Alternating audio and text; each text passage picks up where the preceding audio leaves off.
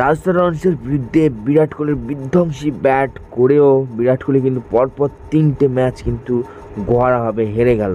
আর এই হারার পরেই 2024-এ বিরাট কোহলি কিন্তু একটা ডিসিশন টানতে কিন্তু বাধ্য হতে পারে, কারণ সে কিন্তু এবার ব্যাঙ্গালোর ছাড়তে পারে। রাজস্থান রয়্যালসের বিরুদ্ধে বিরাট কোহলি কিন্তু খুব ভালো পারফরমেন্স ছিল, বাট রাজস্থান রয়্যালসের কিন্তু এখানে জর্জ বাটলার কিন্তু সেও কিন্তু দুর্দান্ত একটা ইনিংস ছিল, রাজস্থান রয়্যালসকে ম্যাচ জিতিয়ে দিল।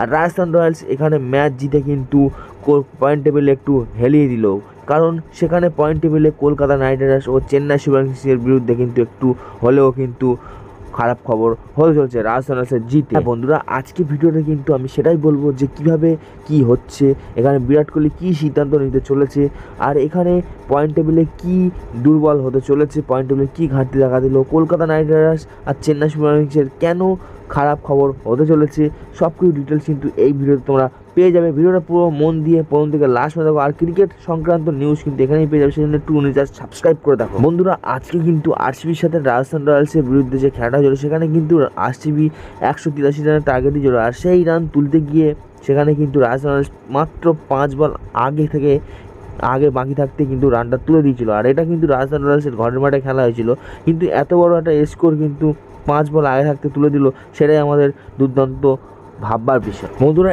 এত রান করার ফলেও বিরাট কোহলি কেন এরকম সিদ্ধান্ত নিল, সেটাই ভাববার বিষয়।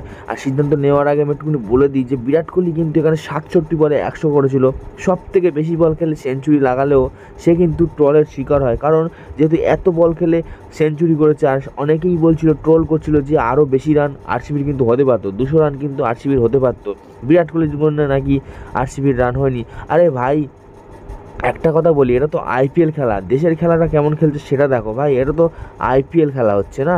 তো সেই দিক দিয়ে দেখতে গেলে বিরাট কোহলি কিন্তু পারফরমেন্স খুব ভালোই খেলেছে, বাট ম্যাচটায় হার জিত আছে, ম্যাচ হেরে গিয়েছে। আর এই রকম ইনিংস কিন্তু একসময় আমাদের 2012 সালে মনীষ পান্ডেও খেলেছিল ব্যাঙ্গালোরের খেলা থেকে, ব্যাঙ্গালোর হয়েই সে কিন্তু এরকম ট্রোলে পড়েছিল, আর সেই জায়গাটা নেই কিন্তু বিরাট কোহলি ট্রোলে পড়েছে। বন্ধুরা, একটা রেকর্ড কিন্তু বিরাট কোহলি ছিল যে আইপিএল ইতিহাসে কিন্তু 7,500 রান করে দিল বিরাট কোহলি। আর প্রচুর ভালো পারফরমেন্স থাকা সত্ত্বেও 2024-এ এখানে কিন্তু আরেকটা রেকর্ড করলো, যে পাঞ্জাবের জায়গাটাও নিয়ে নিল, কারণ এখানে পাঞ্জাবের পরে কিন্তু আরসিবির নাম আসে, যে কিন্তু 180 রান করার পরেও কিন্তু এত ম্যাচ হেরে গিয়েছে। ঠিক আছে, কারণ হলো যে এরা ভালো ভালো বোলার কেনে না, আর এটাই হলো ব্যাপার। সেই জন্য এখানে কিন্তু 36 বার কিন্তু এখানে হেরে গিয়েছে 180 রান করার ফলেও। তো এটা হলো বলার শর্টেজ। তারপর এখানে আজকের ম্যাচ জেতার পরে পয়েন্ট টেবিলের যে ঘাটতিটা দেখা যায়, সে কিন্তু এখানে রাজস্থান রয়্যালস কিন্তু টপে চলে গিয়েছে।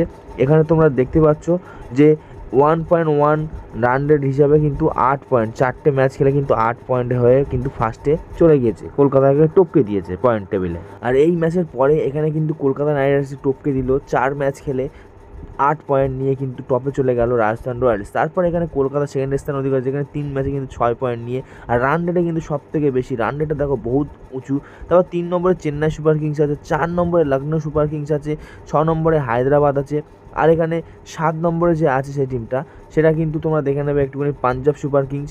আর 7 নম্বরে আছে গুজরাট টাইটান্স, 8 নম্বরে রয়্যাল চ্যালেঞ্জার ব্যাঙ্গালোর, 9 নম্বরে কিন্তু দিল্লি ক্যাপিটালস, আর 10 নম্বরে কিন্তু মুম্বাই ইন্ডিয়ান্স। তো পয়েন্ট টেবিলের এখানে কিন্তু বহুত বড় নড়চড় হয়ে গিয়েছে, কিন্তু কলকাতা নাইট রাইডার্স কিন্তু আমাদের রাজস্থান রয়্যালসের থেকে একটা ম্যাচ কম খেলেছে, আর রান রেটও কিন্তু অনেক বেশি আছে। সেই জন্য কলকাতা নাইট রাইডার্স যদি এর পরের ম্যাচে যেতে, সেটা কিন্তু টপে 1 নম্বরে চলে যাবে, চেন্নাইয়ের সাথে ম্যাচটা আছে। আর এবারে কিন্তু আরসিবির 9টা ম্যাচে 7টা ম্যাচ জিততে হবে প্লে অফে আসার জন্য, আর বিরাট কোহলি কিন্তু এবারে হয়তো ওকেশন টিমটা ছেড়ে দিতে পারে।